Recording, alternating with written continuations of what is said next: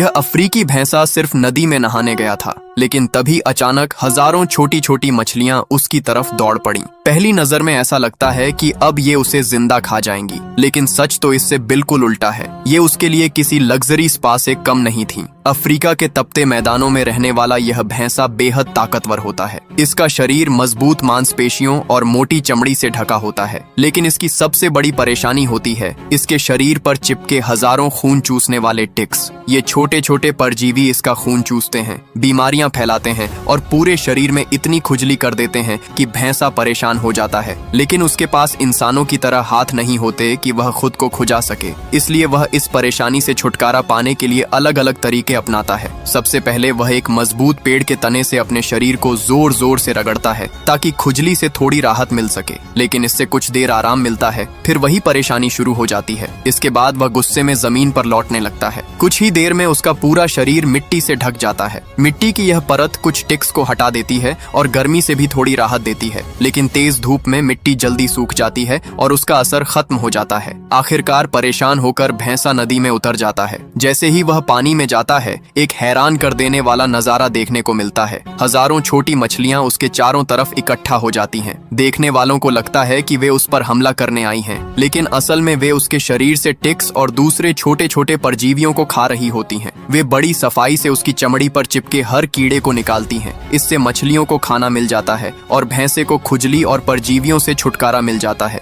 दोनों का फायदा हो जाता है। इतना ही नहीं, शाम होने पर जब भैंसा पानी से बाहर आता है, तब उसकी मदद के लिए उसके दूसरे साथी भी पहुंच जाते हैं। बैल चिड़िया जैसे पक्षी उसके शरीर पर बैठकर बचे हुए टिक्स और कीड़ों को चुन चुन कर खाते हैं। इस तरह जमीन, पानी और आसमान तीनों जगह के साथी मिलकर भैंसे की सफाई करते हैं। यही प्रकृति की सबसे अनोखी साझेदारी है, जहां हर जीव दूसरे की मदद करके खुद भी फायदा उठाता है।